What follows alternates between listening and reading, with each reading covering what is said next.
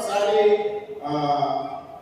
ఈ ఫెస్పా నుంచి ఉచితంగా ఎంతమంది రిజిస్ట్రేషన్ చేయించుకున్నారు ఒకసారి చేతులెత్తారా? ఫెస్పా నుంచి ఎంతమంది ఉచితంగా రిజిస్ట్రేషన్ చేయించుకున్నారు ఒకసారి చూపించండి. ఎవరైనా ఫెస్పా నుంచి కానీ ఇతరులు కానీ ఏ విధమైన రుసుము లేదా డబ్బులు మిమ్మల్ని ఎవరైనా అడిగారా? చూపించండి ఒకసారి. అలా చూపించారు. ఎవరైనా మిమ్మల్ని ఏ విధమైన రుసుము ఎవరైనా అడిగారా? ఓకే, ఎవరు ఏం అడగలేదు కదా. ఎవరైనా మిమ్మల్ని అపోహం పెట్టి కానీ ఎవరైనా మిమ్మల్ని నమ్మి పెడితే అలాంటి ఎక్కడ ఓకేనా?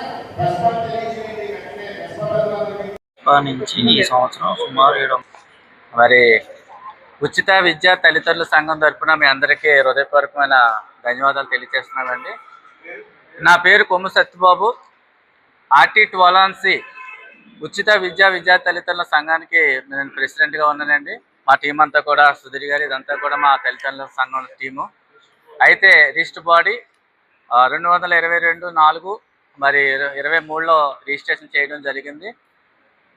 ముఖ్య కారణం ఏంటంటే ఈ రోజున మేము RT12 ప్రభుత్వాలు ప్రచారం చేయకపోయినా, యాడ్లో చేయకపోయినా, ఏమీ స్పందన లేకపోయినా మా తల్లిదండ్రుల సంఘం మేమందరం కూడా రాత్రనగా పగలనగా సుమారు 1000 మందికి ఉచితంగా ఎవరి దగ్గర ₹1 తీసుకోకుండా మేము ఆన్లైన్ చేయడం జరిగిందండి.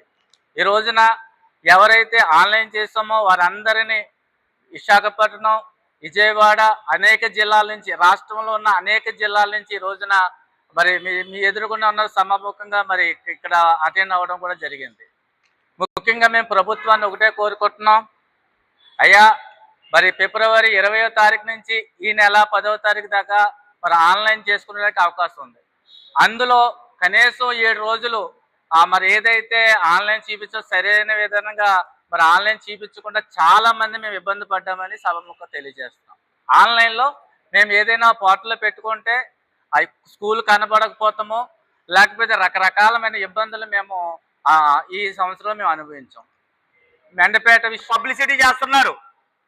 ఇతర స్టేట్లోనైతే డిజిఓ గారే పలానా స్కూల్ కాడ మీరు ఒక బోర్డు పెట్టండి, ఫ్రీ సీట్లు మీ స్కూల్లో ఇన్ని % ఉన్నాయని అటువంటి విధానమైన ప్రక్రియ చేస్తున్నారు. మరి మన స్టేట్లో ఏమైందండి? మన స్టేట్లో అధికారులు ఎవరో కూడా దాని ప్రకారం ఎవరో కూడా పబ్లిసిటీ చేయట్లేదండి. దానివల్ల జనాలు అవగాహన లేకపోవడం వలన ఈ రోజు వరకు కూడా ఇంకా సీట్లు ఉండిపోతున్నాయండి.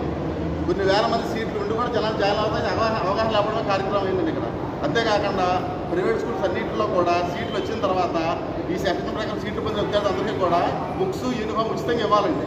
కానీ స్కూల్ యాజమాన్యం వాళ్ళు ఎవరు కూడా మీరు కొనుక్కోవాలి ఇవ్వట్లేదని చెప్పి వ్యతిరేకిస్తున్నారండి. ఎవరు కూడా ఇవ్వట్లేదు. గత 3 సంవత్సరాల నుంచి పోరాడుతున్నా కూడా న్యాయం జరగట్లేదు. అధికారులు అందరూ కూడా చెప్పినా కూడా ఆ నిమిషం మాట్లాడతారు, తర్వాత దాని గురించి పట్టించుకోవట్లేదు.